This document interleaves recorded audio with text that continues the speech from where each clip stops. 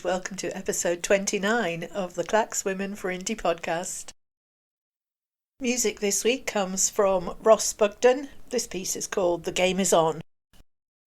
And the game really is on this week because we finally got to grips with Zoom. Everybody's been talking about it, so we finally gave it a try and very glad that we did. It's extremely easy to use.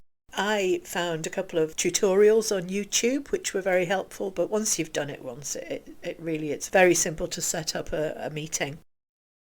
So it was lovely. We had a virtual coffee meetup, and although we've been keeping in touch on WhatsApp and Facebook, it was lovely to see everybody's faces again and give them a wave, and it felt much more of an interaction because you can see people's, expressions, and there were times when it got a little bit chaotic with everybody talking over each other, but then some of our coffee meetings are like that. We're going to start off this week with just some highlights of that discussion.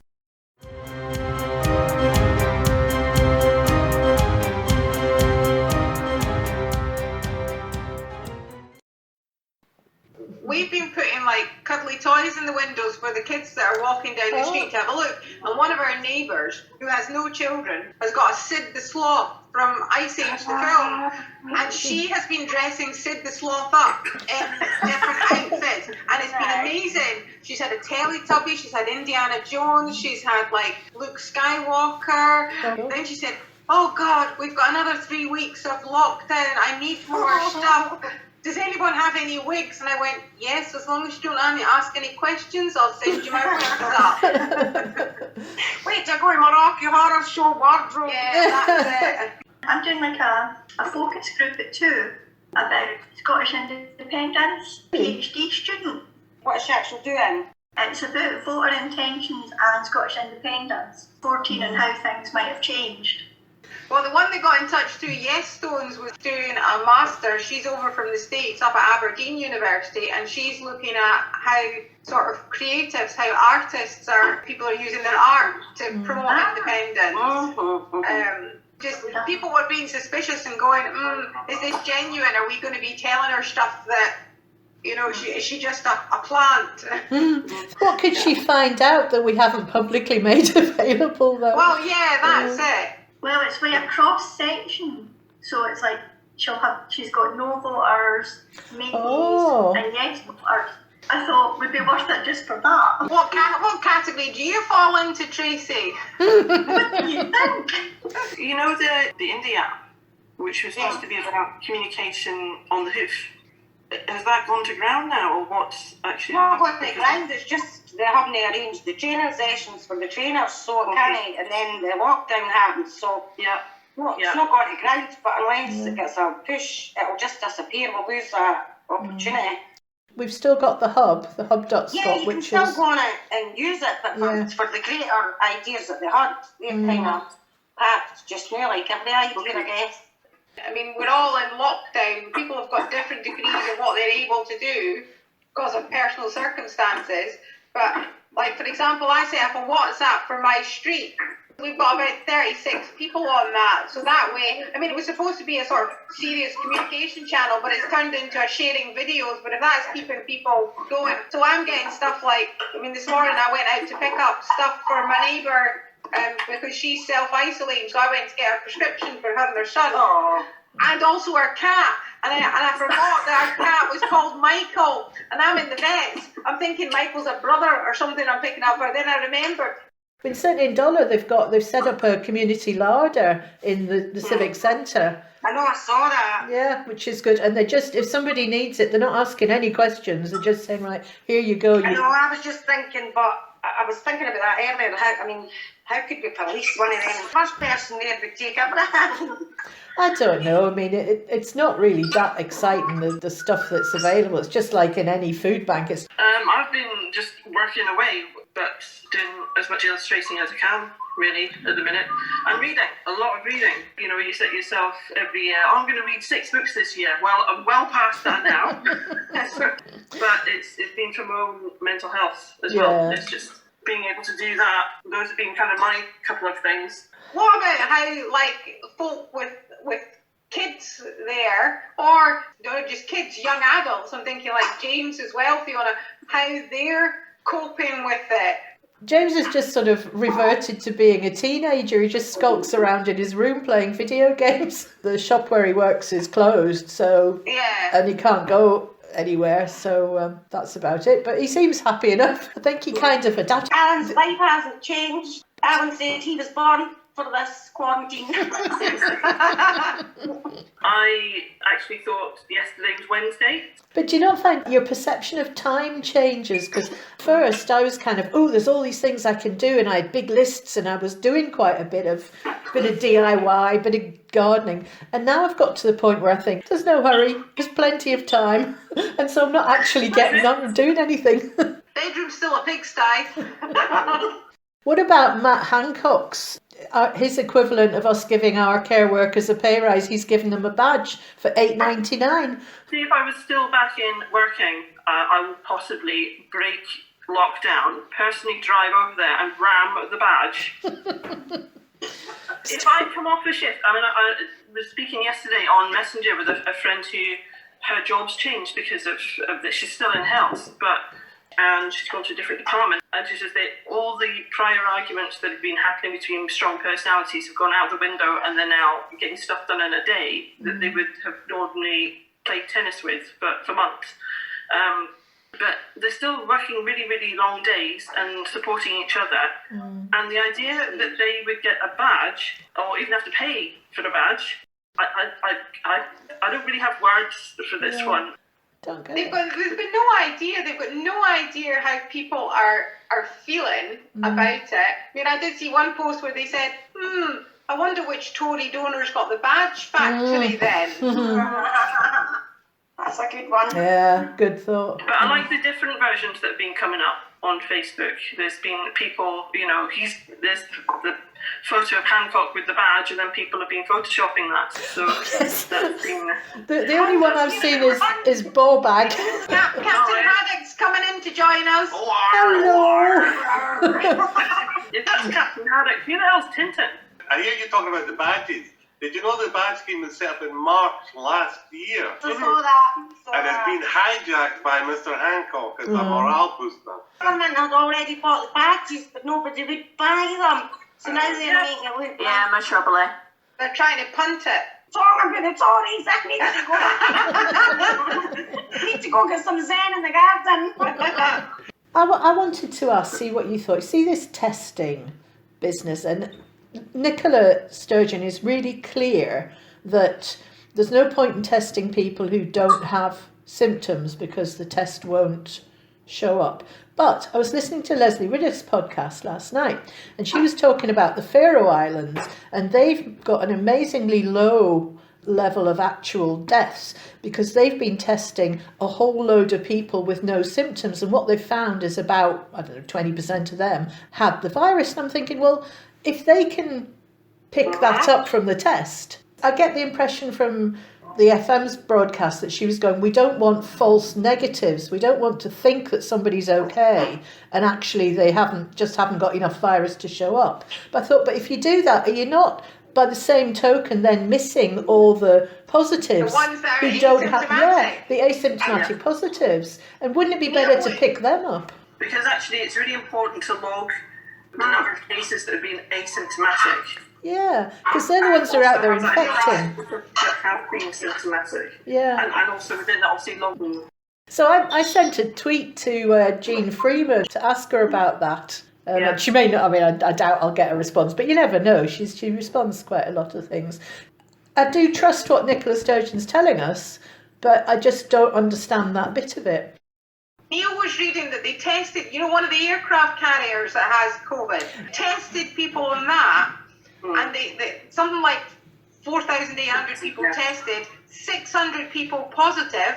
Of those 600 that were positive, 60% were asymptomatic. That's why I think, how come they're saying then there's no point in using this test unless you've got symptoms? And I was reading in The Guardian today that the labs in England, I suppose, are sitting there, they're getting to go home at midday because they're not getting sent anything to test. It's bizarre. I just don't understand what's going on. Yeah, I think the problem I've had with where the Scottish Government are going is with the PPE, you know, they've done what they should have done in terms of looking at what evidence there was about the PPE problems with those companies. But in terms of their actual whole movement in dealing with this, it has had the UK government stamp all over it. And the fact that Jason Leach had just dismissed everything as rubbish, you know, it doesn't take much to, even if somebody tapped on the shoulder, I think this is rubbish, that you know at that point in that position, you'd be like, actually, I'm going to have to check this for myself, or just have a wee look.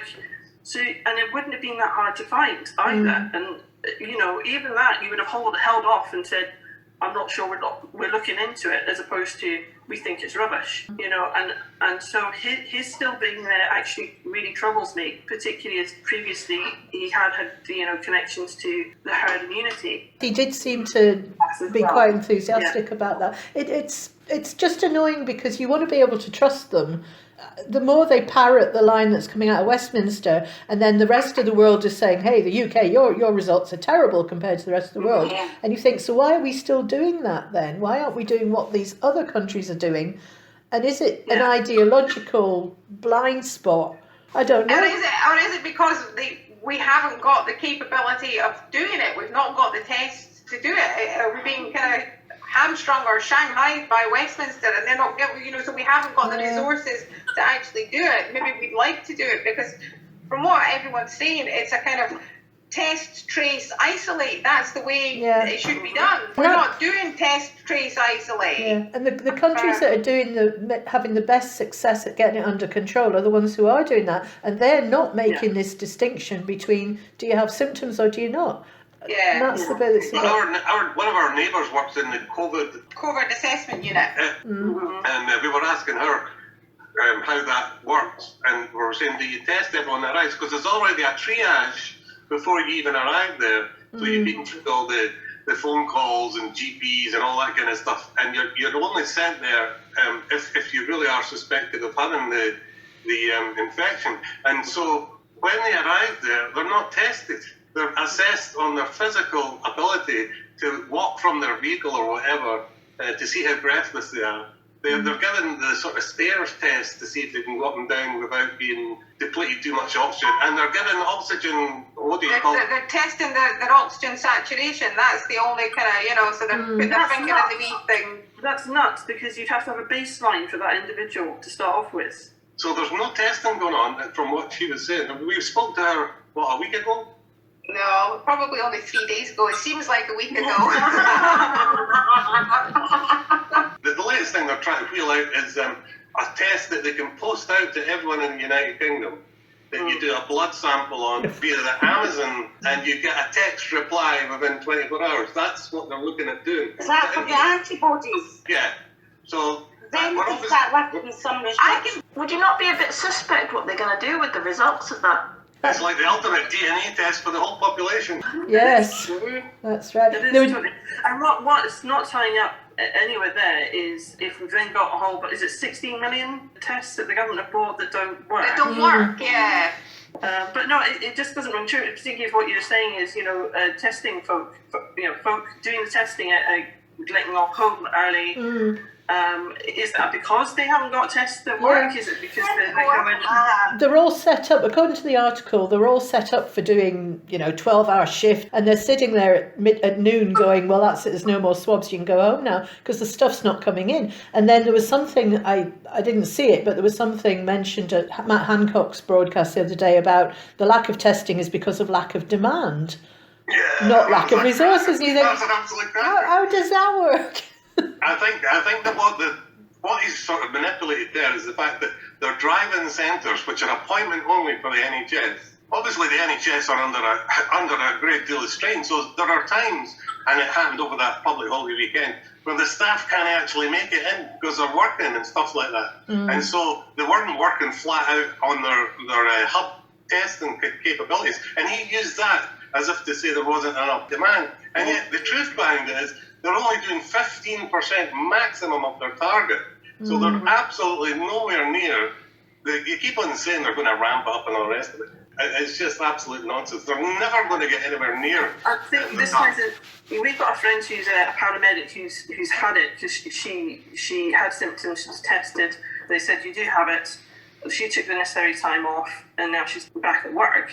But she says one of the big concerns for her is that at that point of going into A&E, which is the A&E that she normally goes to with the wagon, is you have got two lines. One is you're suspected of having symptoms, and the other one is you've fallen off your bike and broken your clavicle or something. So instead of at that point testing everybody at the front door, there's an assumption that if you haven't got symptoms, but you're in for a traumatic injury or you're in for a stroke or something, that there's no point testing you because the next thing you're up on the ward. So you might be asymptomatic and having a stroke, but you're now up on the ward. Giving it to everyone else. You'd hope that multi-pathology wouldn't escape the NHS, but it's not been unheard of, has it? And this just sounds like if some smarty has at the front door gone, all right, if you think you have the virus, go this way. If you don't think you've got the virus, go that way. That's just, that makes your hospital into a hub of infection more than it ordinarily is. You normally, the last people to end up in this hospital because of the risk of infection, MRSA or whatever else. They're still trying to herd immunity. Yeah, but by the back door. That's why loads of people are. Did they not say the death rate was actually up compared to this time last year? And that's because people are not going to hospital for the likes of strokes and heart attacks and things because they're scared they're going to go to hospital and come out with COVID. It's the nursing homes. I don't think they've got a clue what to do with nursing homes. They should basically just empty that population that are already known to be infected in nursing homes straight into these Nightingale blooming hospitals that they've set up. That would deal with that crisis, because the longer they leave them in the nursing homes, the more people are going to die there. It's just madness. Well, I got a letter from the Golden Jubilee because I had a congenital heart disease, and the main focus of it was everybody's going to get this anyway. Herd immunity.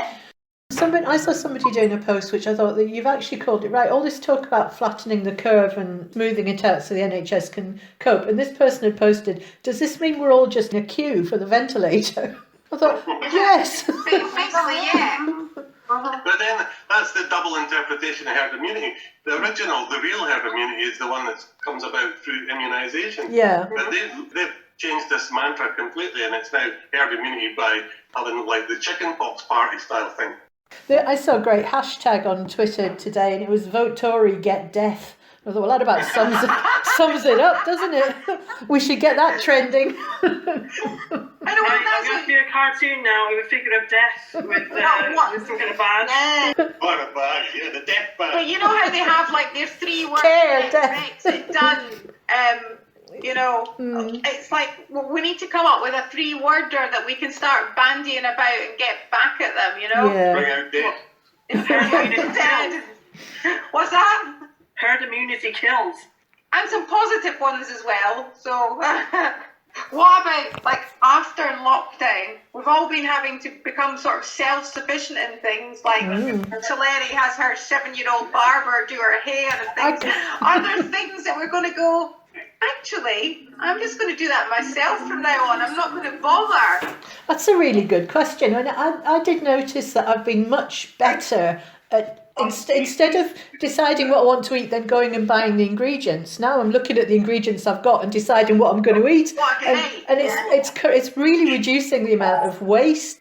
It's been really interesting, so because I set the WhatsApp group up and we're getting to know like some of the neighbours at a distance, and it's finding out. So I had painted slates with bits of the Declaration of Arbroath, and somebody sent us a wee copy of it. Neil had it stuck up on our friends' post. We had all our flags up on for the 6th of April, and we're starting to see people that are kind of like, oh, we've got neighbours that every time they go past they shout, build the wall, build the wall. One thing, but when you're in a ward and you've got windows that only open a couple of inches because the reason it's there is for health and safety in case somebody explodes, with all that glass and all the heat coming in, we're only just at the tip of summer here.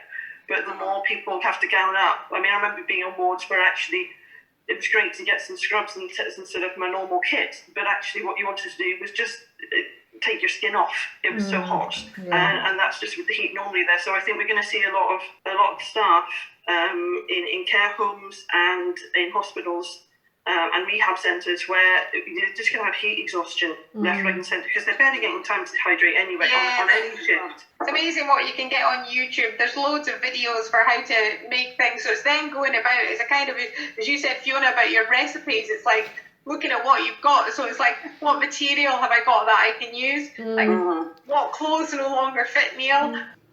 We've got an opportunity to slow the pace of life down. And that's been hugely beneficial. You actually realise how much the kind of running about that you do, you know, and it's kind of like, who are we doing it for? Are we doing it for ourselves, or are we doing it for the man that makes some other rich, you know? So,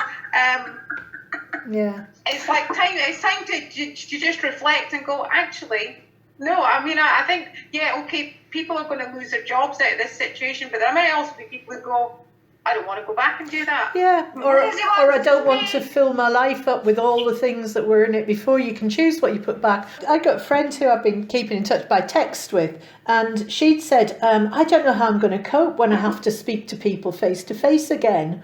And I thought, oh, well, there's a different perspective, because we're kind of thinking, wouldn't it be great when we can speak to people?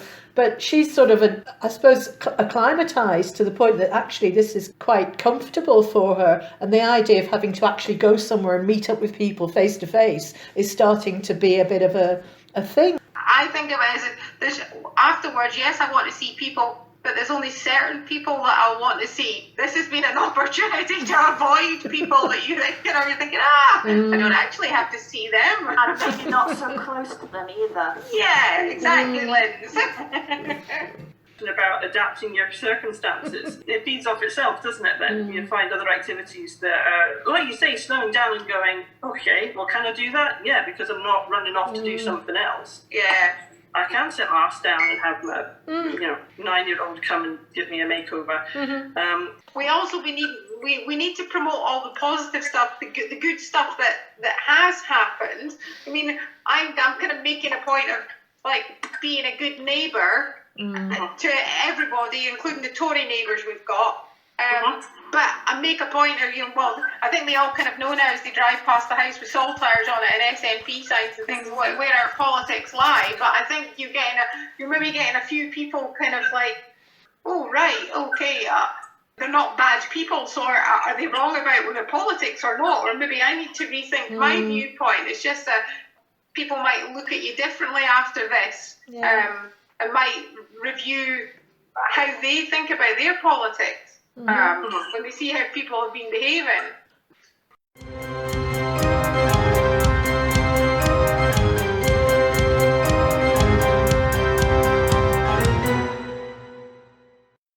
Oh, it was lovely to see everybody's faces again. You'll notice the discussion there, COVID kept coming back into it in one form or another, and what else could we expect at this point in time? On Sunday morning, I was watching Broadcasting Scotland, who have a fantastic little politics and discussion show on their YouTube channel, goes from 12 till 1 on a Sunday. And this week they had Philippa Whitford and also Professor Alison Pollock, who is from the University of Newcastle.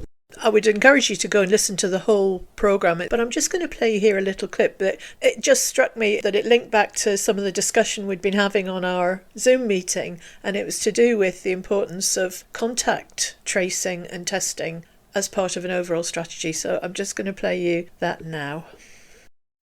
Alison, Philippa mentioned kind of giving up on testing and tracing, which clearly seems to have been a bad idea. Do you think that was a policy decision, or is it just that Britain wasn't ready to do the testing and so kind of made an excuse not to do it? Well, what we do know now is that basically the government let the virus rip for nearly 2 months, February until the 23rd of March. And on the 12th of March, COBRA decided that they wouldn't do any contact tracing. And the two reasons that we've heard are, one, the questionnaire that Public Health England was putting out was too complicated, but the more likely reason is because the government had decimated the local public health resource and both restructured it and decimated it. So that there were only 300 people in the country conducting any contact tracing, and only 3,500 contacts had actually been traced. And this is an extraordinarily low number, considering that the cases had been in the country since the 31st of January in England. So they stopped everything, and then for the next 10 days, they just let the virus rip. And the most important thing they should have been doing then is they should have been putting in travel restrictions, and they've still not put in travel restrictions.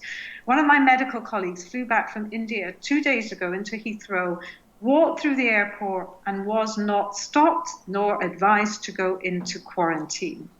And this has been the situation for the last 7 weeks, unlike the rest of Europe, where most of Europe put in travel restrictions and border controls very, very rapidly, including the US and Canada now. The UK still has not got travel restrictions, and it's flying in plane loads. So we have got enormous hypocrisy. This government has refused to put in local contact tracing. And yet, the reason why contact tracing is important is because this is not, as I said before, a national epidemic. It's hundreds and thousands of mini outbreaks that are happening. You cannot get on top of this virus unless you track and trace it and find the reservoirs of infection. And to do that, you need to rebuild your local capacity with meticulous data, and you need thousands of people out there doing the contact tracing and phoning, just as they did in China and just as they did in Korea, and they're doing in Germany. Testing is important, but it's simply a support. It's the contact tracing to trace, isolate, and quarantine that is so vital. I just want to touch on one other thing, as well as the contact tracing, because I do hope the Scottish Government is going to resume and rebuild its contact tracing. It's partly, the contact tracing was the victim in England of both centralisation, the hollowing out of local government, the 50% cuts as Philippa has referred to, and the fragmentation of communicable disease control. That needs to be put back in place. And Health Protection Scotland also needs to be putting it back in place, because one of the key ports of entry were, of course, through travel, people flying in from Italy, from Austria, and yet none of these people that were flying in were ever traced and tracked and quarantined. And if that had happened earlier, we would have really helped delay and slow that down. Just as we should have been putting in cordon sanitaire around Orkney and the Western Isles and Shetlands, we should have been protecting areas where there were actually, like Orkney and Western Isles, where there were very few no cases. We should still be doing that. So I think this is really vital. Philippa, obviously the First Minister said that she was willing to diverge from the UK government's lockdown exit plan if it seemed appropriate for Scotland. What do you think the differences are at the moment in terms of that planning? Well, from the point of view of the lockdown, as I said earlier, the lockdown here is meant to be much tighter in that if you can work from home, work from home. If you can't, you should only be going to work if your work is essential to the fight against COVID or to maintaining the health, safety and food supply, etc. For society. That's quite different from what we have in England, where, as I said, they want to try and keep the economy running. Now, our peak, we were probably a couple of weeks behind the surge in London, and therefore the lockdown may well have come at a proportionally better time for Scotland, but equally you have to think of that at the other end. But contact tracing while people are in lockdown should be easier in that they should have had fewer casual contact. Shouldn't be in a pub, they shouldn't be having parties, etc. So you actually have to expand your testing so that you can diagnose the cases and then your contact tracing. And I would agree with Alison. There's a lot of talk about waiting for an app and Bluetooth and all the rest of it. If that comes, great. But in actual fact, we need to get on with the tools we have of phoning people, texting people, etc. And the number of contacts to be traced for every positive case, while still in lockdown, should be fewer. So we actually have to get this up and running before you ease lockdown. It's not that you ease lockdown and then a couple of weeks later you start this, because you can already be in a second surge. So we need to get this in place, and I would agree we need to expand up the public health contact tracing that, as Alison said, we have for other conditions. I think the advantage of COVID is it won't be a surprise to someone.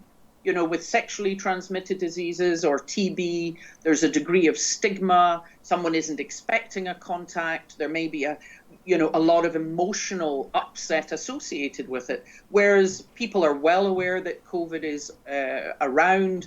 They know it can affect anybody. There is no sense of, judgment or stigma associated with it. So in actual fact, the interaction with a contact of saying, we are aware of a case that you spent some time with in the last week or whatever, shouldn't be such an emotional difficulty. It is to say to people, right, you now need to actually isolate yourself for the next week or for the next fortnight as required. But we need to get that expanded testing, get the public health expanded up with contact tracers, and get people isolating or quarantining themselves before we start lifting lockdown. The First Minister has taken many actions. I mentioned earlier, banning the large gatherings, closing schools, a stricter lockdown, that have been slightly divergent from Westminster.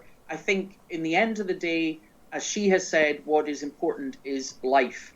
And I have no doubt that she will be making her decision on what happens when, on the basis of how we avoid a sudden second surge or second peak.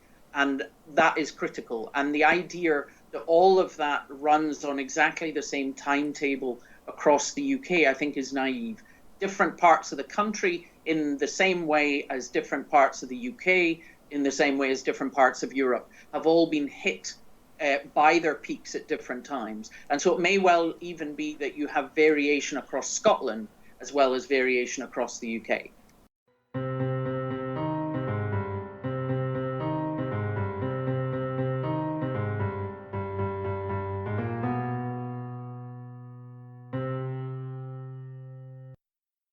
So that was an interesting discussion, and as I say, you can watch the full thing on Broadcasting Scotland's YouTube channel.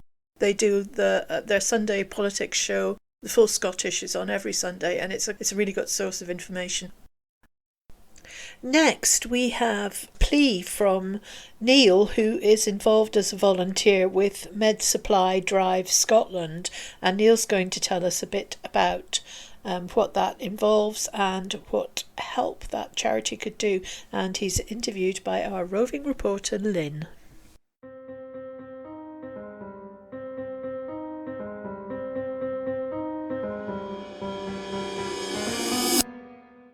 Lynn here again, roving reporter for Clacks Women for Independence. I'm going to talk to Neil about the volunteering he's doing, whereby, because of the lack of government coordination in this, people have taken it upon themselves to try and coordinate and gather PPE that can go from businesses that are potentially not using it at the moment to the front line where it's required. So, Neil, tell us a wee bit about what's the name of the... Well, so I'm volunteering now with Med Supply Drive Scotland. And so this is a volunteer group that's been set up in the last few weeks in response to the looming crisis, an existing crisis for PPE in Scotland alone. This has nothing to do with anywhere else. This specific group, Med Supply Drive Scotland, was set up by some doctors working in Glasgow who found that they'd run out of PPE, and they shared that information. A corroboration for that, if you want to find it, you will see that in the Queen Elizabeth University Hospital in Glasgow 9 days ago, critical care consultant by the name of Mo Al-Haddad sent an email to the Scottish Government basically saying that there were no visors in the largest ICU in Scotland. PPE is such an enormous issue that it's probably going to result in the biggest lawsuit ever seen in the UK by workers making legal claims, class actions if you like, against their employers, in that's the NHS, care homes, etc., saying that they were under health and safety regulations, they were exposed to the risk of death, illness, post-traumatic stress disorder, all this sort of thing. And so you'll see more and more of that, and more people are going to be analysing this legally. So in the background there's all this legal stuff going on. I would say that because there's no testing and tracing and isolating, that's going to make that extremely difficult. It is indeed. Because you're going to say, well, I work in a care home and 40% of the people had it there, so that's where I got it. Yeah. But that's not, you can't definitively say that. Yeah. It's not like the black spot that's handed from one hand to another. So there was this problem in Glasgow. As a result of that, they set up this organisation which now has a website, and the website basically deals with any requests that people make for PPE. It doesn't matter who you are. You could be a cleaner, you could be a care worker, you could be working in the community somewhere, and you need PPE. And so it's to get PPE that's lying redundant in businesses, it's extra capacity, it's lying there, and get that back out and get it into use. They've actually started contacting every business in Scotland that they think possibly could have PPE. So there's a wide range of industries, scientific establishments that use this stuff. Started in Glasgow because that's where the closest proximity was. And they set up a Google mapping system whereby once you've contacted a business, you put a location marker on Google Maps and it says, do they have any? Have they given any? Do they have extra capacity? Are you waiting a response from them? It's basically to start tagging every business in the whole of Scotland, which is an enormous task, which has only really just been started. I can see when I look at the Google Maps system that Glasgow and Edinburgh, there's a few pin markers there, but there's relatively few people doing this. This is completely out with the NHS procurement planning. This is just another organisation that's doing this.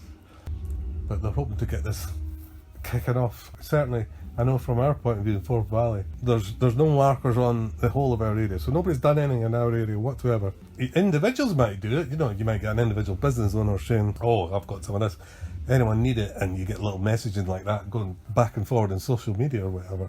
I know that in Scotland we also got the big delivery at Prestwick Airport straight from China, and it's another thing that this organisation has been doing. It runs videos of advice, so they've got lots of advisors on it who can help with, if you've got other, for example, standard surgical masks, they've tested them in various ways to see how you could use multiple mask layers. They found that 3 surgical masks together, taped on your face, was the best effective way of using your existing equipment. You can imagine how uncomfortable all that would be. I mean, what you find is there are people out there who are trying desperately to help. You've seen information about schools using their 3D printers to make visors, and it might well be that small or businesses that are doing it off their own back because they've got a link with somewhere else, be it a director in a company has got an elderly parent in a care home and he's made a donation there. I'm sure these things are happening all across the country. People are doing what they can. We've got a neighbour here who's making scrubs laundry bags for a local care home so that the staff can put their scrubs when they're finished into these laundry bags so they can get taken away safely for cleaning purposes.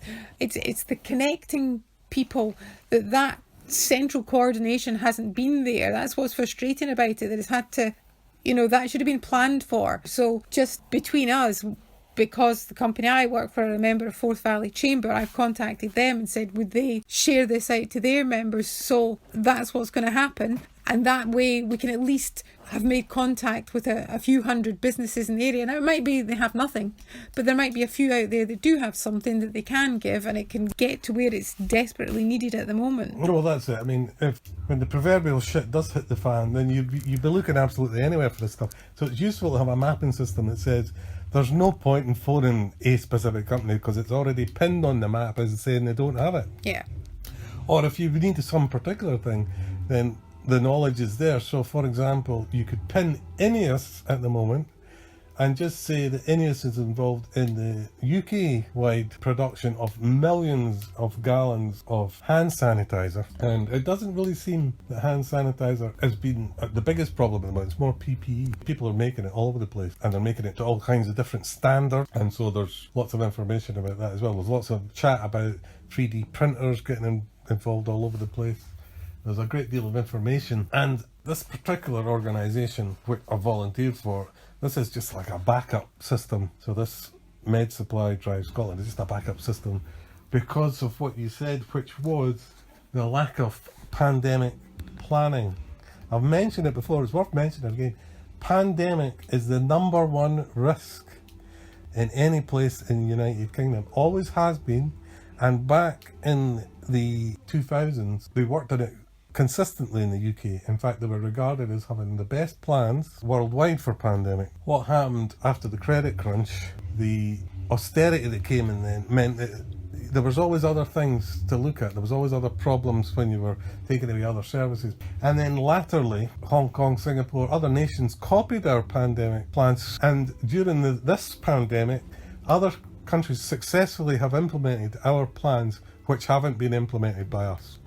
Because they were worn down not only by austerity. What happened next was you had no deal Brexit planning, and so all your emergency planners were dragged into planning for no deal, which was a completely different planning process. So it's difficult to sort of understand the current situation you are unless you reflect all the way back the planning process to the 2000s and look at it then, look at it through austerity, credit crunch, no deal Brexit, and that brings you right bang up to date. Right, so can you just give us the website address again? So it's Med Supply Drive Scotland. Med Supply Drive Scotland, and they have got a website and you'll see them on Facebook. Facebook as well. So if anyone's listening to this and in their company they have PPE that's spare that could be passed out to frontline workers, donated, then get in touch with Med Supply Drive Scotland. Okay, thanks very much, Neil.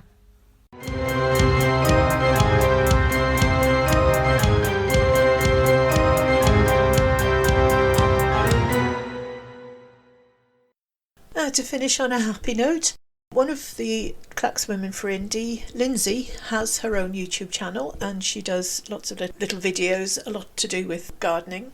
If you want to go and have a look at that, it's called My Little Bit of Peace.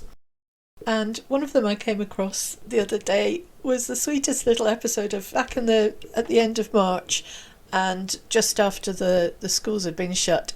And here's a little snippet of how Lindsay's managing to keep her son Robin entertained. Hi everybody, so today is Friday. I've got Robin with me here.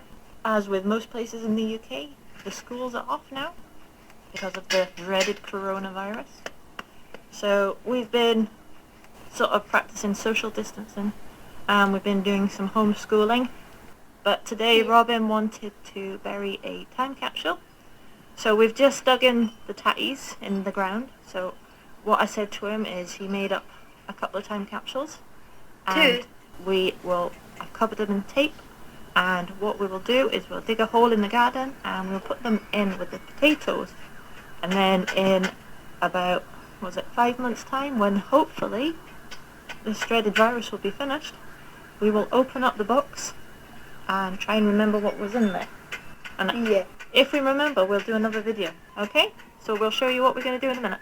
So we're out in the garden and Robin just threw a shoe and he's going to be he's now only got one shoe on. Okay, so here is the hole that we're going to put the time capsule in. It's just going to be in for a couple of months. So here we go. We've got a Marge tub covered in gaffer tape and we've got a small soup pot covered in gaffer tape. So they're going to go into the ground, and then Robin will go and get the spade and watch his toes. He's going to cover them up. Right, Robin, do you want to take them? Yeah. Right, don't cover it with your hands. So there we go. So there we go. Just a quick video, just to show you that we put a time capsule in the garden. Wow. And then in about, August? 5 months away. Look. Oh, Robin's just found a nice juicy worm. Yeah. We'll have that for our dinner. Yeah. Yeah. Open wide. Open wide. So, yeah, put Mr. Wormy back in. What has the head? I don't know. I don't think worms really have a head and a tail, really. I think this. He's landed okay, and then hopefully it'll survive, and then in 5 to 6 months' time, it's okay. When the tatties have come up. The worm's okay, guys. Well, I'm sure we're all delighted to know that the worm is safe. Thank you for that, Robin. Wasn't that lovely? And I think there's something very clever about the idea of a time capsule, because it's almost like looking at a time in the future when we'll be able to look back on everything that's happening now, and it just somehow gives a little bit of hope for we will come out of this, it will end. So on that very positive note, I'm going to say As always, thanks for listening. Catch you all next time. Stay safe, everybody. Bye now.